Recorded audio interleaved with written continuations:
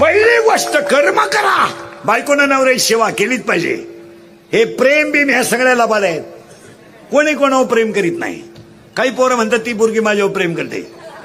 तुझ्या मेंदूत पाणी झालं, मेंदूत. ती फक्त तुझं एटीएम मोकळं करते, प्रेम करू शकत नाही. तुला पळतच नाही प्रेम. अरे पागला, मोबाईल तू टाकतो, बॅलन्स तू टाकतो, गाडीला पेट्रोल तू टाकतो, तिला हॉटेलला तू नेतो, ब्युटी पार्लरला तू नेतो, आणि ती फक्त हसते. आणि तो लग्नाची मागणी केली तर ती म्हणते मी त्याला 9वीला शब्द द्यायले, तू मेला. हे प्रेम, हे प्रेम बिम ह्या सगळ्या लबाड आहेत. काय नाही प्रेम नाही, काय नाही. या जगातल्या माणसांना 3च रोग झालेत.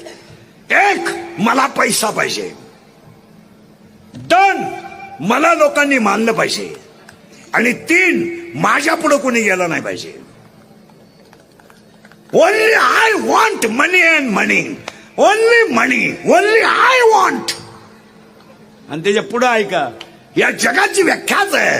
Love is a money and money is a love. Money is a life and life is a मनी.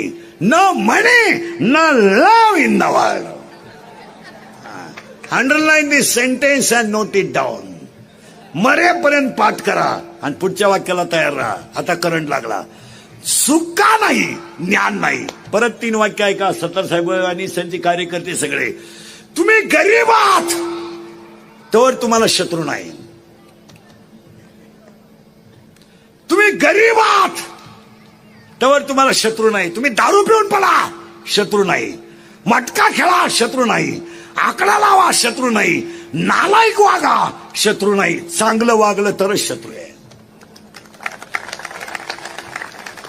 तुमचं काय मत आहे? तुम्ही पिऊन गटारीत पडा, शत्रू नाही. अख्खी जमीन का, शत्रू नाही. गुंटा घ्या,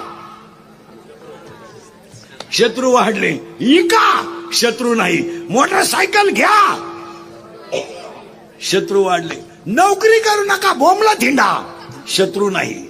नोकरीला लागा, शत्रू उठले. आणि फक्त मामाच्या पोरीला नाही म्हणा. मामा म्हणतो एखाद्याचा हात धरून काढून देईन,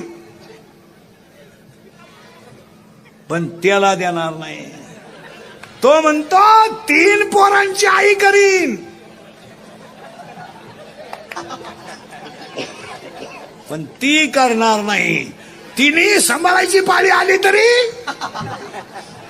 चालेल. चांगलं वागलं तरच शत्रू आहे. या वाक्याशी तुम्ही सहमत आहात का?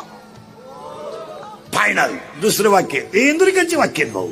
हे काल खरे, आज खरे, उद्या खरे. आपलं कीर्तन थोडं झोंबत आहे, कारण ते खरं आहे.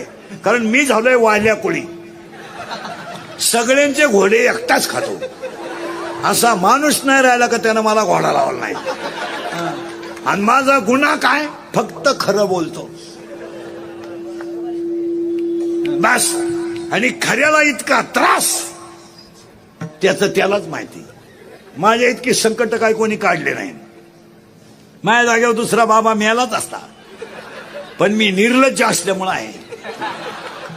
आणि पाया पडून सांगतो, कुणाला तरी खरं बोलू द्या, धर्म संपेल.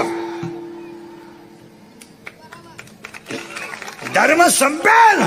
जर सगळीच माणसं कांडी जगली तर धर्म संपेल. कुणाला तरी खरं बोलू द्या.